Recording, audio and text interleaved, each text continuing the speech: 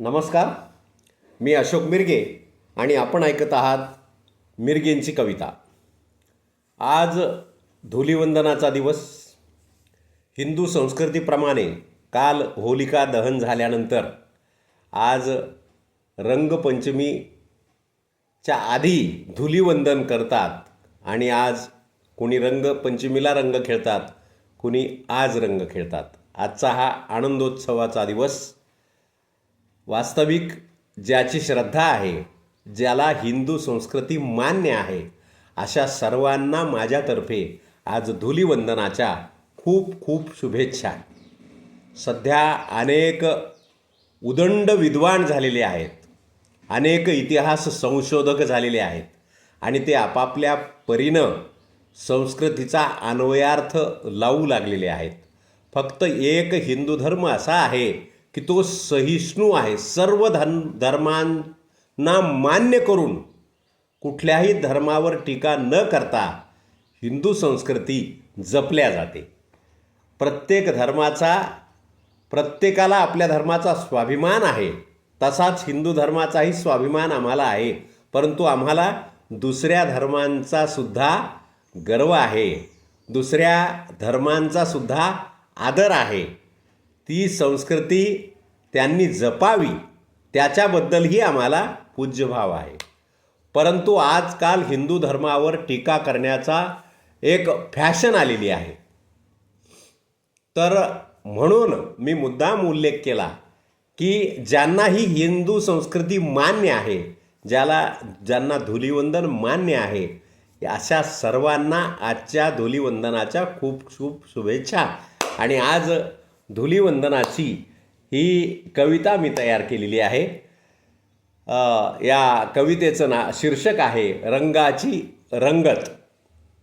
ही कविता वाटलं तर सहज ऐकली तर तशी सोपी आहे, परंतु लक्ष देऊन ऐकली तर अंतर्मुख करायला लावणारी सुद्धा आहे. माणसाच्या जीवनामध्ये मानलं तर रंग आहे, नाहीतर बेरंग आहे, अशा प्रकारचा अर्थ असणारी ही कविता नक्कीच आपल्याला आवडेल. आपण ऐकूया माझी ही कविता रंगाची रंगत. नको नेहमी सारखे थोडे बदलून जाऊ, वेगवेगळ्या रंगांचा आज मुखवटा लावू. नको नेहमी सारखे थोडे बदलून जाऊ, वेगवेगळ्या रंगाचा आज मुखवटा लावू. माखू रंग तोंडावर थोडे अंतर राखून, टाकू नकली रंगात खरा चेहरा झाकून. माखू रंग तोंडावर थोडे अंतर राखून, टाकू नकली रंगात खरा चेहरा झाकून. नको उद्याची काळजी, नको कशाचीही चिंता, होऊ धुंद एकमेका रंग लाविता लाविता. नको नेहमी सारखे थोडे बदलून जाऊ, वेगवेगळ्या रंगाचा आज मुखवटा लावू. नको साऱ्या रंगात रंगतो असा आयुष्याचा रंग, जणू सोबती खेळतो अंतरंगीचा श्रीरंग.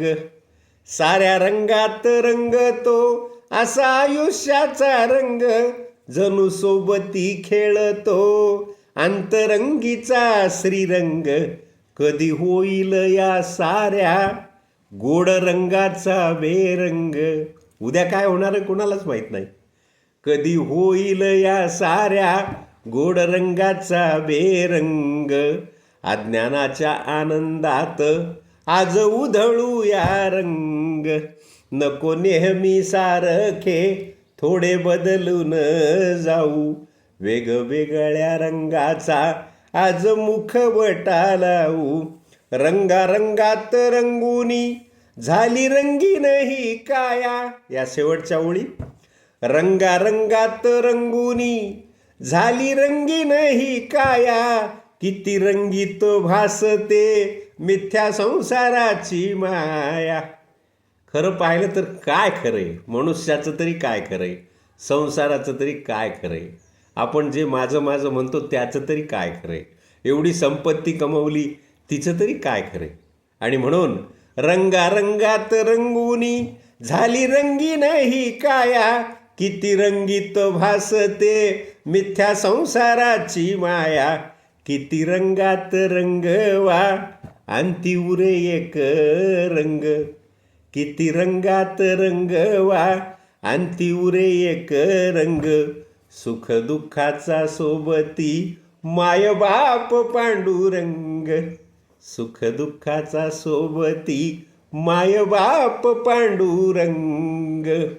कितीही रंगात तुम्ही रंगलात तरी शेवटी मात्र अंतिम सत्य एक आहे आणि ते म्हणजे पांडुरंग. तो म्हणजे श्रीराम. अर्थातच हिंदू संस्कृती जे मानतात त्यांना बरोबर हे पटल्याशिवाय राहणार नाही की शेवटचं अंतिम सत्य हा मृत्यू आहे आणि अंतिम सत्याच्या वेळी नाव कुणाचं येतं तर रामनाम सत्य आहे. आणि म्हणून कितीही रंगात रंगलात तरी शेवटच्या सत्यावर लक्ष ठेवून रंग खेळायचा आहे. हेच आजच्या कवितेचं मार्मिक अशा प्रकारचं बोध आहे. तो नक्कीच घ्यावा आपण आणि ही कविता सर्वांना आवडेल असा विश्वास मला आहे. पुन्हा एखादा विषय घेऊन मी आपल्यासमोर येईल. तोपर्यंत सर्वांचे धन्यवाद आणि धुलीवंदनाच्या पुन्हा एकदा सर्वांना खूप खूप खूप शुभेच्छा.